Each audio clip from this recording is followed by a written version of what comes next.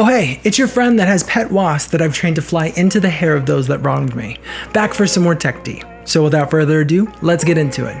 Here are 4 tech updates to get you through the rest of your weekend.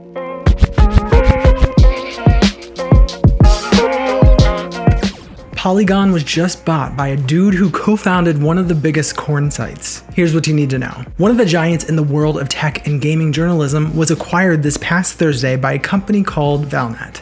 The founders, Hassan and Sam Youssef, got their start in media with Brazzers, one of the biggest corn sites in the world. They then ventured out to find the parent media company Valnet, which is home to media publications like Screen Rant, The Gamer, and XDA Developers, to name a few. The internet found out about the sale from the authors who took to Blue Sky and X, mentioning that Valnet took an axe to almost all of Polygon staff after the sale. In an interview with The Verge, the head of mergers and acquisitions at Valnet said that they want to staff Polygon with AAA writers and editors to restore the media site to its former glory. As of today, there are only about 10 of the original 70 or so employees it had at the beginning of the week. Valnet has then stated while it would work quick to refill these newly open roles with Polygon, there are no plans to remove any of the content which has been published prior to the merger. So at least at the time of writing, there are still posts from May 1st published by writers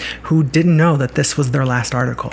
Google is releasing AI tools aimed specifically for children. Here's what you need to know. This week, Google sent out an email to parents who use the Family Link app, a tool to provide more control over apps and media for their children. That soon, the company will roll out Gemini apps to devices which were designed for children under the age of 13. Google says that these tools will be able to help with homework or read stories to them. These tools will also be prevented from collecting the data from children's searches to train the model. It also warned that, like most AI models, Gemini can make mistakes, which can result in your child getting content you might not necessarily want them to consume. In the wake of AI chatbots, there have been a lot of lawsuits and cases where not only did they feed the user misinformation, but these models, which should have guardrails up, were able to offer more explicit or inappropriate content for those using it. There are also cases where chatbots on sites like Character.ai were not only duping younger kids into thinking they were real. In some cases,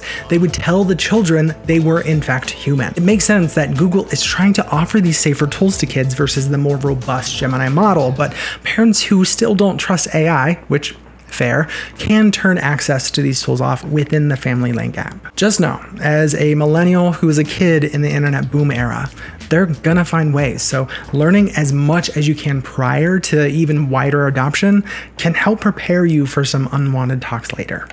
We're less than 1 month away from the new Elden Ring game, and we just got a new trailer. Here's what you need to know. Elden Ring Nightreign is a new co-op survival action game made from Software and Bandai Namco. Nightreign may not be your average Souls-like game. You won't be making your own character, but choosing between 8 different classes, which each have these unique abilities to get you through your short but engaging 3-day journey through Limveiled. At the beginning of your co-op journey, you and 2 others start at level 1 and have to choose your paths to get strong enough to defeat the Dark Lord within a designated time limit. If you've ever seen Shield Hero, it immediately gives me those types of vibes where your heroes sent to a distant land, tasked with slaying the boss, but whether you choose to work together or level up alone, it's up to you. There's also roguelike elements to Nightreign, such as the map in Limveiled changing each run you do, along with the loot you can get and monsters you fight. There are also random encounters which can absolutely ruin your day, or bigger events like meteor strikes, which can just throw a wrench into the typical gaming experience. The 10-minute trailer goes into detail about everything you can expect from this game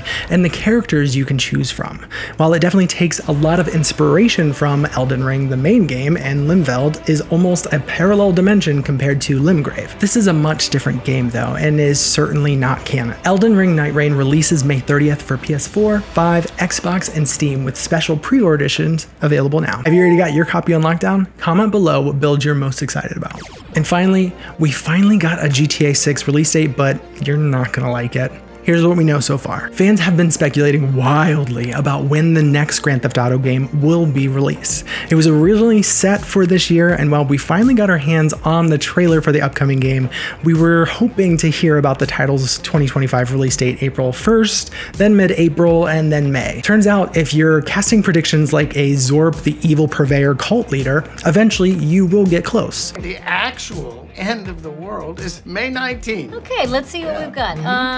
On the 19th, we can't give you the park. We have a spring spectacular free ice cream giveaway.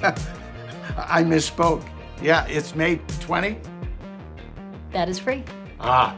Okay, end of world, May 20th. Yesterday, Rockstar Games announced via their website that the next title's release date has been officially delayed until May 26th of next year. They went on to apologize for the delay, but to be able to exceed the players' expectations like they try to do with each title, the team needs a little extra time to cook. It would have been nice to hold our hand a little while they gave us the news though, maybe with a little teaser or some other morsel we could dissect 20 ways till Tuesday, but here we are. It is a little reassuring though that a studio would rather err on the side of caution versus delivering a title that felt half-baked. Looking at you, Cyberpunk 2077. This delay is all but certain to seal the game's fate for being at least $80 out the door upon its release, with some speculation that it may even be closer to $100. So, are you willing to pay that much for GTA 6 when it drops next year? Let me know in the comments. Unlike Rockstar Games, I promise I won't disappoint you. Well, that much anyway.